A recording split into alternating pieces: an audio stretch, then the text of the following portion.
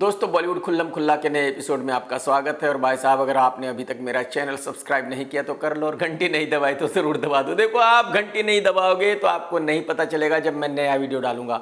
कसम से आज इस वीडियो में कुछ ऐसी खबरें हैं भाई साहब जिनको सुनकर आपको मजा आ जाएगा। कसम रावण भाई की आज की नंबर 1 खबर है सेक्सी तृप्ति डिमरी के बारे में। आप सभी जानते हैं कि इस लड़की का फिल्म एनिमल में एक छोटा सा रोल था, लेकिन उस छोटे से रोल से ही ये बहुत फेमस हो गई। और उस फिल्म के रिलीज होने के बाद इसको 5 फिल्में मिली जिनमें ये मेन लीड हीरोइन है। और उन्हीं 5 फिल्मों में से एक फिल्म ये है जिसका नाम है विक्की विद्या का वो वाला वीडियो। इस फिल्म को डायरेक्ट किया है राज शांडिल्य ने, जिसने ड्रीम गर्ल 1 और 2 को डायरेक्ट किया था। वो दोनों ही कॉमेडी फिल्में थी, तो इसका मतलब ये है कि ये फिल्म भी एक कॉमेडी फिल्म होगी। एनिमल के बाद तृप्ति की ये पहली फिल्म है, और ये फिल्म कितनी बड़ी हिट होगी उसी से पता चलेगा कि आने वाले वक्त की तृप्ति कितनी बड़ी एक्ट्रेस है। लेकिन इस फिल्म की कामयाबी के रास्ते में एक बहुत बड़ा रोड़ा भी है, और उसका नाम है राजकुमार राव, जो इस फिल्म का हीरो है।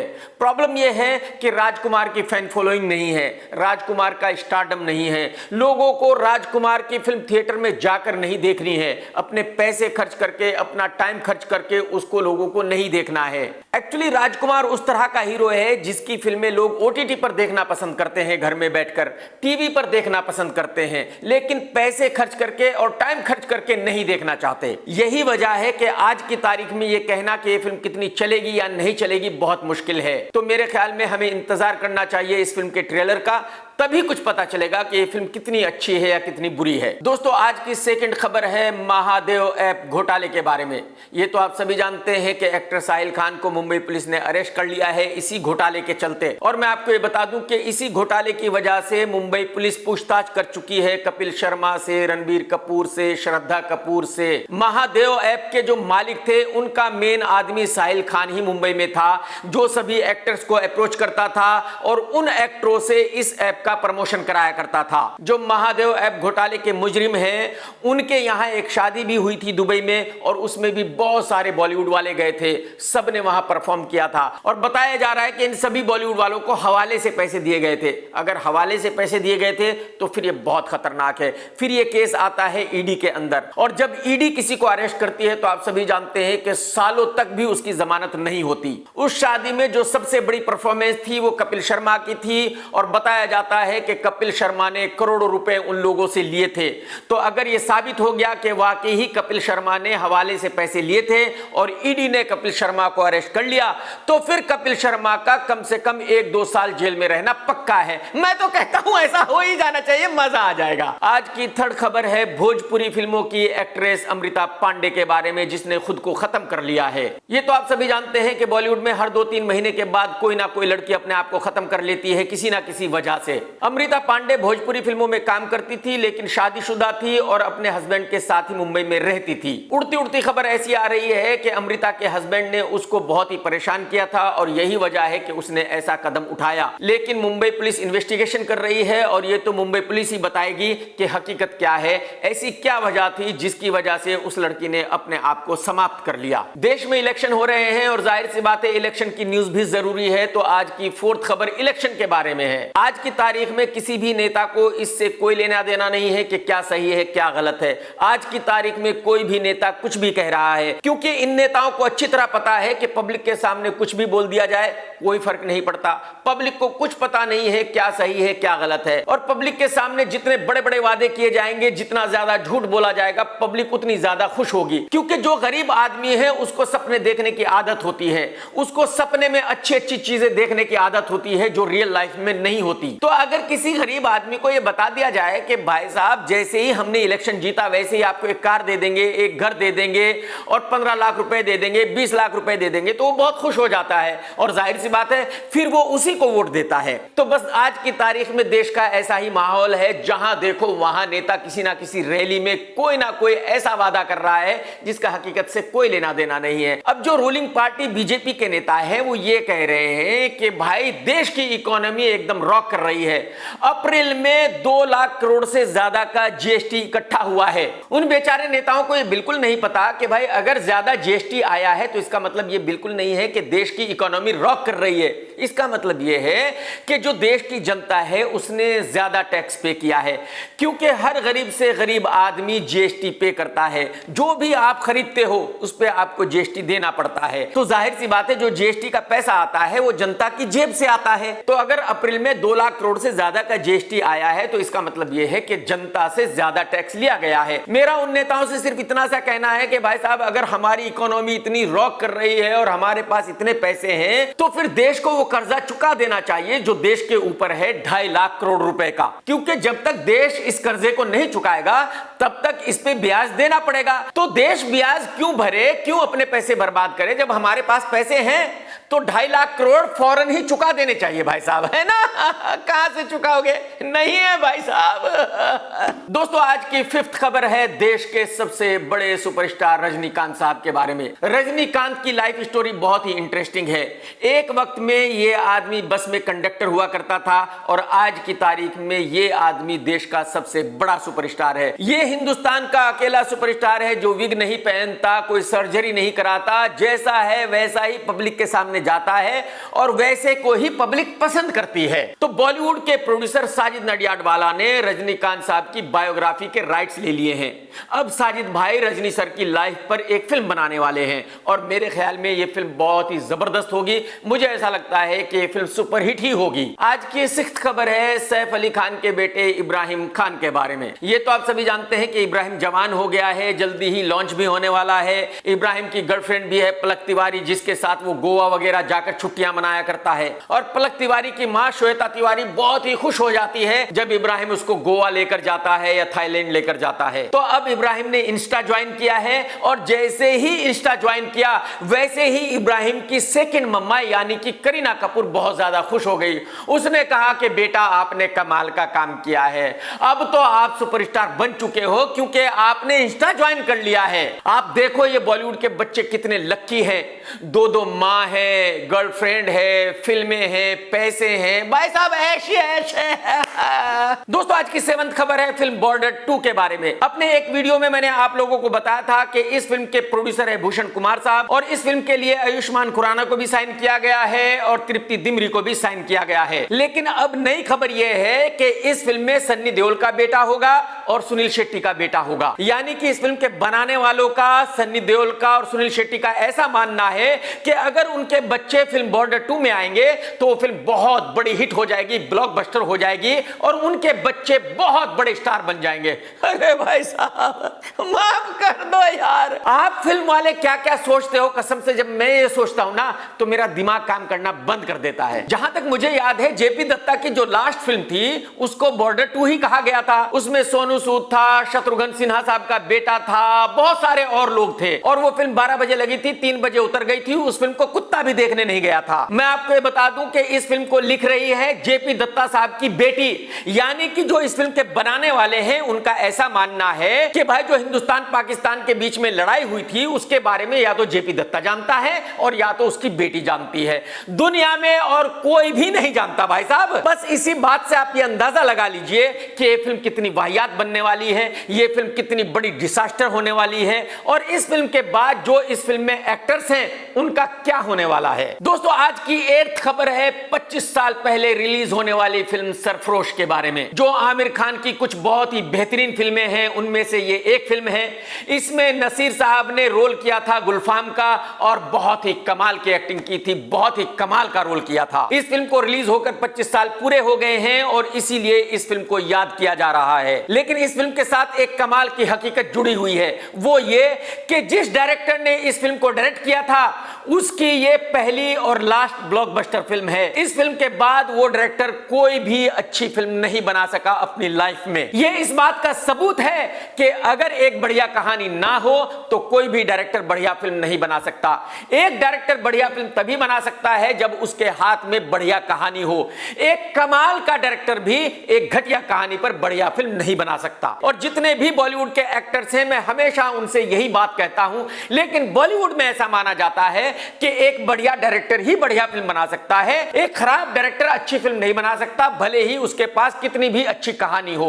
यही वजह है कि जो बॉलीवुड वाले हैं वो 95% फ्लॉप फिल्में देते हैं। इनकी जितनी भी सोच है गलत है, इनके जितने भी तर्क हैं सब गलत है, सब उल्टे हैं, ये कुछ भी सीधा नहीं सोचते। दोस्तों आज की 9th खबर है फिल्म हैप्पी पटेल के बारे में, जिसके बारे में मैंने अपने पिछले वीडियो में आप लोगों को बताया था। इस फिल्म के निर्माता हैं आमिर खान साहब, और अब आमिर खान साहब ने क्लियर किया है कि इस फिल्म का हीरो इमरान खान यानी कि उनका भांजा नहीं है, जो फ्लॉप है, जिसकी पिछले 9 साल से कोई फिल्म नहीं आई है। आमिर खान ने बताया है कि इस फिल्म में इमरान खान और आमिर दोनों का गेस्ट अपीयरेंस है। अब आप मुझे बताइए कि किसी भी फिल्म में गेस्ट रोल में किन को लिया जाता है? उनको जो बहुत बड़े स्टार होते हैं कि भाई शाहरुख खान का एक गेस्ट अपीयरेंस करा लो, यार आमिर खान से गेस्ट रोल करा लो तो फिल्म को फायदा हो जाएगा।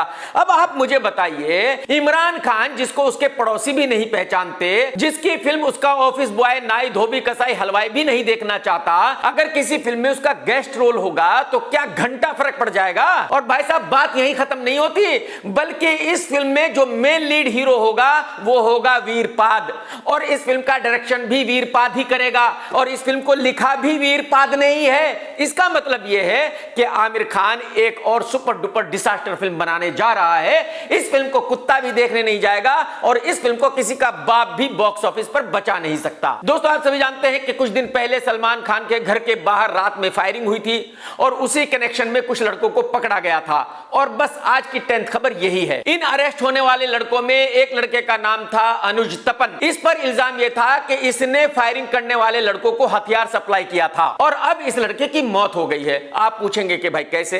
एक्चुअली ये लड़का पुलिस स्टेशन में हवालात में बंद था, और पुलिस ये बता रही है कि तकरीबन रात को 11 बजे वो बाथरूम गया था, और वहीं बाथरूम में उस लड़के ने खुदकुशी करने की कोशिश की। इसके बाद उस लड़के को हॉस्पिटल में ले जाया गया, और वहां उस लड़के ने दम तोड़ दिया, वो मर गया। अनुज थापन के भाई ने मीडिया को इंटरव्यू देते हुए कहा है कि उनका बाप नहीं है, उनकी मां भी दिहाड़ी पर काम करती है, वो खुद भी दिहाड़ी पर काम करता है, और अनुज भी दिहाड़ी पर ही काम करता था। उसको ये समझ ही नहीं आ रहा है कि मुंबई पुलिस अनुज को क्यों उठाकर लेकर गई थी। अनुज के भाई का कहना है कि उसका भाई ऐसा बिल्कुल नहीं था कि वो ऐसा कोई काम करता, खुद को खत्म कर लेता। तो अनुज का मर्डर हुआ है, इंक्वायरी होनी चाहिए और उनको इंसाफ मिलना चाहिए। आज फोन आया हमको कि अनुज ने सुसाइड कर लिया है, पर वो सुसाइड करने वाला नहीं था जी।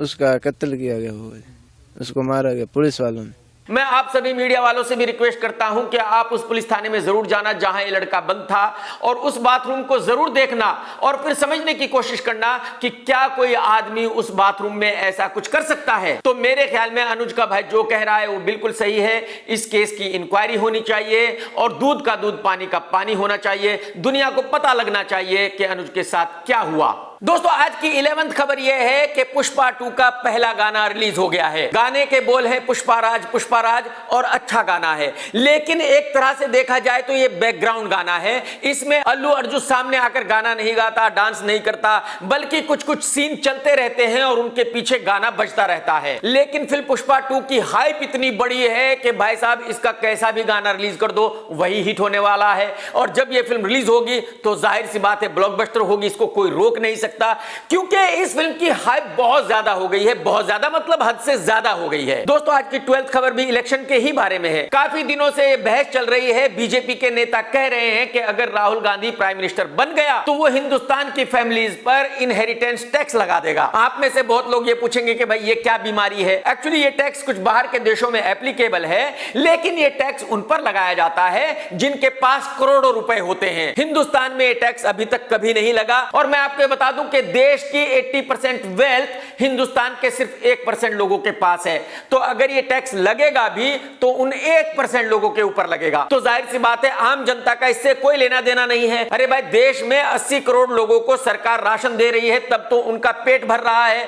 तो जाहिर सी बात है उनका इस टैक्स से कोई लेना देना नहीं है। मिडिल क्लास लोगों का इस टैक्स से कोई लेना देना नहीं है। मैं कहता हूं जिसके पास 2, 4, 5 करोड़ रुपए भी है उसका भी इस टैक्स से कोई लेना देना नहीं है। और यह भी तब अगर अगर ये टैक्स लगाया गया, राहुल गांधी ने ऐसा कभी नहीं कहा कि वो ये टैक्स लगाएगा। राहुल गांधी ने सिर्फ ये कहा कि अगर वो प्राइम मिनिस्टर बना तो वो बहुत बड़े अमीर लोगों का, जैसे कि अंबानी अडानी है, पैसा लेकर गरीबों में बांट देगा। ये तो बड़ी अच्छी बात है, इसमें बुराई क्या है भाई? अगर राहुल गांधी ऐसा करेगा तो मेरे ख्याल में जनता को फायदा होगा, तो जनता की भलाई की बात है। दोस्तों, आज की 13th खबर है टीवी एक्ट्रेस रूपाली गांगुली के बारे में, जो एक वक्त में बिग बॉस में भी आई थी। इस लड़की ने भी बहुत सारे एक्टरों की तरह बीजेपी ज्वाइन कर ली है। मैं आपको याद दिला दूं कि बीजेपी में और भी बहुत सारे एक्टर हैं, जैसे कि कंगना दीदी, स्मृति ईरानी, रवि किशन, निरहुआ, मनोज तिवारी, नवनीत कौर, हेमा मालिनी और अरुण गोविल। ऐसा बताया जा रहा है कि रूपाली गांगुली प्रियंका गांधी के खिलाफ इलेक्शन लड़ेगी। मुझे ऐसा लगता है कि रूपाली जीत जाएगी।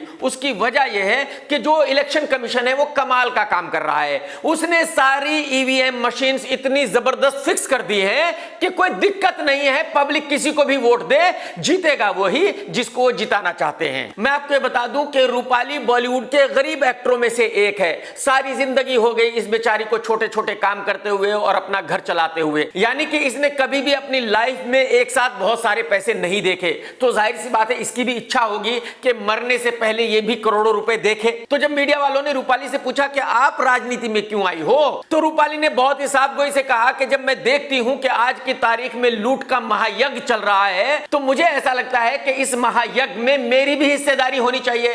भाई 10-20 करोड़ रुपए तो मुझे भी मिलने चाहिए। जब मैं ये विकास का महायज्ञ देखती हूँ तो ऐसा लगता है क्यों ना मैं भी इसमें सहभागी बनूं। और मैं रूपाली जी के साथ एग्री करता हूं। भाई कोई भी पीछे क्यों रहे, जब सब करोड़पति बन रहे हैं तो रूपाली करोड़पति क्यों नहीं बने? मैडम जी आप फिक्र मत कीजिए, अगर आप ये इलेक्शन जीत गई तो अगले 2 साल में आपके पास कम से कम 200-400 करोड़ रुपए होंगे, दिक्कत ही कोई नहीं है। मैडम जी मैं आपको बता दूं कि राजनीति आज की तारीख में हिंदुस्तान में सबसे बड़ा बिजनेस है। जो आदमी एक दफा राजनेता बन गया, इसका मतलब यह हुआ कि उसके पास 1200 करोड़ रुपए तो आने ही आने हैं किसी भी हाल में। तो मेरे ख्याल में रूपाली ने राजनीति में आकर बिल्कुल सही किया है और मेरी तरफ से उनको बहुत सारी बधाइयां। दोस्तों, आज की 14th खबर है सिंगर सिद्धू मूसावाले के बारे में, जिसका मर्डर हो गया था और सिद्धू के मर्डर की जिम्मेदारी ली थी गोल्डी बराड़ ने, और कल अमेरिका में गोल्डी बराड़ का भी मर्डर हो गया। तो यह कहावत फिर से साबित हो गई कि बुरे काम का बुरा नतीजा। आज की 15th खबर है छिला हुआ अंडा अनुपम खेर के बारे में। आप सभी को पता है कि यह आदमी बहुत बड़ा ड्रामा है, बहुत बड़ा लालची है। मतलब ये आदमी अपने फायदे के लिए कुछ भी कह सकता है, कुछ भी कर सकता है। इसने साउथ के सुपरस्टार जूनियर एनटीआर के साथ एक फोटो पोस्ट किया और कहा कि ये लड़का मेरा फेवरेट स्टार है। ये बिना मतलब के जूनियर एनटीआर को अपना फेवरेट कहेगा नहीं। इसका मतलब ये है कि जूनियर ने इसको बता दिया है कि भाई मैं तुझे अगली 2-3 फिल्मों में लेने वाला हूं, और यही वजह है कि अनुपम खेर जूनियर की चाट रहा है, क्योंकि अनुपम खेर को पता है कि आज की तारीख में बॉलीवुड में उसको कोई काम नहीं देता, और अगर ऐसे वक्त में जूनियर एनटीआर उसको तेलुगु फिल्मों में काम दिलाता है तो यह बहुत बड़ी बात होगी। आज की 16th खबर है एक्ट्रेस इलियाना डी क्रूज के बारे में, जो बिना शादी किए ही एक बच्चे की मां बन गई है। अब उसने इंटरव्यू देते हुए कहा है कि उसने जो फिल्म की थी बर्फी रणबीर कपूर के साथ, उस फिल्म ने उसका बहुत ज्यादा नुकसान किया है। इलियाना का कहना यह है कि जब मैंने बर्फी की उस वक्त मैं साउथ में बहुत बड़ी सुपरस्टार थी, लेकिन जैसे ही मैंने फिल्म बर्फी की वैसे ही साउथ वालों ने मुझे काम देना बंद कर दिया। उनको ऐसा लगा कि शायद अब मैं साउथ की फिल्में नहीं करना चाहती, अब तो मैं बॉलीवुड में ही काम करूंगी। तो एक बर्फी फिल्म की वजह से मेरा साउथ का पूरा कैरियर खत्म हो गया था, और उसके बाद मैंने बॉलीवुड में कुछ फिल्में की, यहां बॉलीवुड वालों ने भी मुझे काम नहीं दिया और मेरा कैरियर बॉलीवुड में भी खत्म हो गया। तो एक तरह से अगर मैं ये कहूं कि बर्फी की वजह से मेरा पूरा कैरियर खत्म हो गया तो गलत नहीं होगा। मैं यहां इलियाना मैडम को करेक्ट करना चाहूंगा। ये तो मुझे नहीं पता कि साउथ में आपके साथ क्या हुआ, साउथ वालों ने आपको फिल्में क्यों नहीं दी, लेकिन बॉलीवुड का मुझे अच्छी तरह पता है। बॉलीवुड में आपको अच्छी फिल्में मिल रही थी, फिर आपने बॉलीवुड में एक सुपरस्टार को अपना बॉयफ्रेंड बना लिया, और जैसे ही इस सुपरस्टार के साथ आपका अफेयर चला वैसे ही आपने बाकी बॉलीवुड वालों की फिल्में करना बंद कर दिया। उस सुपरस्टार के साथ आपने आपने 2-4 फिल्में की जो चली नहीं, और जाहिर सी बात है बॉलीवुड में आपका कैरियर खत्म हो गया, टाटा बाय बाय। तो मैडम जी, अगर आपका कैरियर बॉलीवुड में खत्म हुआ है तो वो रणबीर कपूर की गलती नहीं है या उसकी फिल्म बर्फी की गलती नहीं है, बल्कि आपकी अपनी गलती है। लेकिन क्या फर्क पड़ता है, आपने सैकड़ों करोड़ रुपए तो सुपरस्टार से ले लिए, घर उसने खरीद के दिया था, और क्या चाहिए आपको यार। दोस्तों, आज की 17th खबर है टिंगू खान आमिर खान के बारे में। आमिर खान ने कपिल शर्मा के शो पर कहा कि भाई जो बॉलीवुड के स्टार्स हैं वो मुझे जीनियस मानते हैं और वो अपने बच्चों को मेरे पास भेजा करते हैं मिलने के लिए, ताकि वो मुझसे सीख सकें कि भाई क्या अच्छी फिल्म होती है, क्या बुरी फिल्म होती है। अब अंदाजा लगाइए, आमिर खान को भी ये पता है कि कौन सी अच्छी फिल्म होती है, कौन सी बुरी फिल्म होती है। अरे भाई साहब, अरे गुरुजी माफ कर दो भाई साहब। अगर आपको ये पता होता कि कौन सी फिल्म अच्छी होती है, कौन सी बुरी होती है, तो आप लाल सिंह चड्ढा बनाते। तो एक्चुअली आमिर खान का कहना यह था कि जो बॉलीवुड के बाकी बच्चे हैं वो उनका बहुत रेस्पेक्ट करते हैं, उनको जीनियस मानते हैं, लेकिन आमिर खान के खुद के बच्चे उनका रेस्पेक्ट नहीं करते, उनको जीनियस नहीं मानते, उनको उल्लू का पट्टा मानते हैं। भाई हमारे बच्चों से मिलो, उनको अच्छी सलाह दो, वो 2 हफ्ता आपके साथ थोड़ा घूमेंगे, वो आप देखेंगे काम कैसे करते हो। मेरे बच्चे मुझ में इंटरेस्टेड ही नहीं है। आमिर भाई, आपके बच्चे बिल्कुल सही है, मैं गारंटी के साथ कह सकता हूं, क्योंकि जो आपके बच्चे हैं ना वो आपको अच्छी तरह जानते हैं, उनको पता है कि आप कितने बड़े उल्लू के पट्टे हो। और जो बॉलीवुड वालों के बाकी बच्चे हैं वो तो आपको सिर्फ दूर दूर से जानते हैं, उनको तो ऐसा लगता है कि जो लोग कहते हैं वही सही है। तो भाई आप मेरा यकीन कीजिए, मेरी बात मान लीजिए, जो आपके बच्चे आपके बारे में समझते हैं, जानते हैं, मानते हैं, जो आपको बताते हैं वो बिल्कुल सही है, गारंटी के साथ। दोस्तों, आज की 18th खबर है सल्लू के बारे में, और 3 ऐसे कॉमेडियन आ गए हैं जिन्होंने सल्लू का बहुत मजाक बनाया है, सल्लू के बारे में बहुत बुरा भला कहा है। आप भी ये वीडियो देख लीजिए। इस घर में सबसे होनहार बेटा सलमान खान है। क्या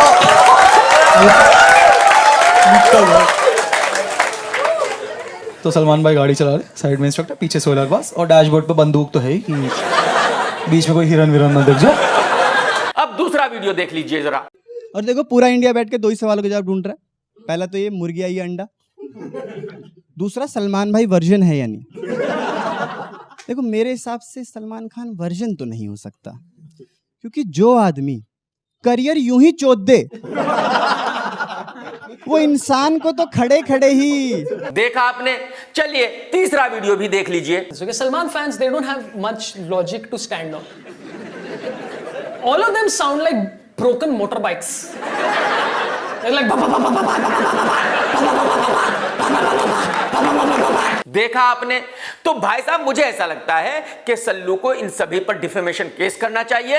ऐसे थोड़ा ही होता है, ये सल्लू के बारे में ऐसे नहीं कह सकते, इन्होंने ऐसा नहीं करना चाहिए। क्यों, बात सही है ना। अरे दोस्तों, आज की 19th खबर है कॉमेडियन श्याम रंगीला के बारे में। आप सभी जानते होंगे रंगीला को, वो मोदी जी की नकल उतारा करते हैं, मोदी जी की तरह बोला करते हैं। श्याम रंगीला ने कहा है कि वो वाराणसी पहुंच चुके हैं और यहां इलेक्शन लड़ने की तैयारी कर रहे हैं। वो मोदी जी को टक्कर देंगे, मोदी जी के खिलाफ इलेक्शन लड़ेंगे। श्याम रंगीला का यह कहना है कि इस वक्त पूरा देश मुझे कॉमेडी शो की तरह लग रहा है, तो जब कॉमेडी हो ही रही है तो मैं भी कॉमेडी कर ही लेता हूं, मैं भी मोदी जी के खिलाफ इलेक्शन लड़ ही लेता हूं, देखता हूं कि भाई मुझे कितने वोट मिलते हैं। मुझे ऐसा लगता है कि जो वाराणसी के लोग हैं उनका मनोरंजन हो जाएगा। जीतेंगे तो मोदी जी ही, ये तो आप भी जानते हैं, मैं भी जानता हूं, लेकिन मेरे ख्याल में वाराणसी के लोगों के मनोरंजन के लिए शाम को इलेक्शन जरूर लड़ना चाहिए। आज की 20th खबर यह है कि पूरे देश में इस वक्त यह बहस चल रही है कि भाई नेक्स्ट पीएम कौन होना चाहिए, राहुल गांधी या पीएम मोदी। मैंने भी ट्विटर पर एक सर्वे किया और लोगों से पूछा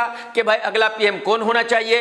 राहुल गांधी को वोट मिले 67% और मोदी जी को वोट मिले 33%। और मैं आपको ये बता दूं कि हिंदुस्तान की जनता का आज की तारीख में यही मूड है। लेकिन इसका मतलब ये बिल्कुल भी नहीं है कि कांग्रेस जीत जाएगी, राहुल गांधी पीएम बन जाएगा। जब तक इलेक्शन कमीशन के 3 टॉप ऑफिसर्स जिंदा हैं और जब तक इलेक्शंस ईवीएम मशीन्स पर हो रहे हैं, भाई साहब बीजेपी को कोई हरा नहीं सकता। भले ही पब्लिक मोदी जी को 33% वोट दे रही हो, लेकिन ईवीएम मशीनें मोदी जी को कम से कम 70% वोट्स देंगी। तो इससे बिल्कुल कतई कोई फर्क नहीं पड़ता कि पब्लिक किसको वोट देगी, पब्लिक किसको पीएम बनाना चाहती है। इलेक्शन कमीशन के ऑफिसर्स और ईवीएम मशीनें ये चाहते हैं कि अगले पीएम मोदी जी ही हो, तो मोदी जी ही पीएम बनेंगे, मैं गारंटी के साथ कह सकता हूं। दोस्तों आज की 21st खबर है संजय लीला भंसाली की वेब सीरीज हीरा मंडी के बारे में। यह वेब सीरीज रिलीज हो चुकी है। यह वेब सीरीज 450 करोड़ रुपए में बनी है और जिन लोगों ने इस वेब सीरीज को देखा है उनके कानों से धुआं निकल आया है, आंखों से खून निकल आया है। हिंदुस्तान के सभी क्रिटिक्स ने इसको 1 स्टार दिया है या आधा स्टार दिया है। सबका यह कहना है कि उन्होंने अपनी जिंदगी में इतनी घटिया वेब सीरीज नहीं देखी। यह इस बात का सबूत है कि बॉलीवुड वाले कॉर्पोरेट हाउसेस को कैसे लूटा करते हैं, संजय लीला भंसाली ने नेटफ्लिक्स को कैसे लूटा है। मैं ऐसा मानता हूं कि यह जितना लॉस होगा इसको देखकर नेटफ्लिक्स का जो बोर्ड है वो डिसाइड करेगा 100% कि हमें बॉलीवुड में बिजनेस नहीं करना है, हमें इंडिया में आगे बिजनेस बिल्कुल नहीं चाहिए। यह मैं बहुत दफा कह चुका हूं और फिर से कह रहा हूं कि जितने भी कॉर्पोरेट हाउसेस हैं उनको उन्हीं के स्टाफ लूटा करते हैं और एक दिन लूट लूट के कंगाल कर देते हैं, फिर उन पर ताला लग जाता है। दोस्तों आज की 22nd खबर है आने वाले T20 वर्ल्ड कप के बारे में। इंडिया की टीम का ऐलान हो गया है और इस इंडियन टीम में बूढ़े खिलाड़ियों को रखा गया है, जैसे कि सूर्य कुमार यादव, रोहित शर्मा, विराट कोहली। मैं ऐसा मानता हूं कि जो T20 क्रिकेट है वो यंग बच्चों का खेल है। किसी भी खिलाड़ी की उम्र 20 से 30 साल के बीच में होनी चाहिए, 30 साल के ऊपर बिल्कुल नहीं होनी चाहिए। इस टीम में गधे जैसा दिखने वाला ऋषभ पंत भी है जो कभी क्रीज पर लौट जाता है, कभी गिर जाता है, कभी उसका बैट हाथ से छूट जाता है। मेरी समझ में ही नहीं आता कि भाई लोग इसको क्रिकेटर कैसे मानते हैं। अरे जो पिच पर जाकर सिवाय गिरने पड़ने के कुछ और कर ही ना पाता हो वो क्रिकेटर कैसे हो सकता है और वो वर्ल्ड कप की टीम में कैसे हो सकता है। तो भाई साहब ये टीम देखकर मैं गारंटी के साथ कह सकता हूं कि इंडियन टीम सेमीफाइनल में भी नहीं पहुंचेगी। वर्ल्ड कप जीतना तो बहुत दूर की बात है। दोस्तों अगर आपने वीडियो देखा है तो लाइक करना बिल्कुल मत भूलना और भाई साहब कमेंट्स करके जरूर बताना आज का वीडियो कैसा लगा। टेक केयर दोस्तों, tata bye bye, love you, Jai Hind. सत्यमेव जयते।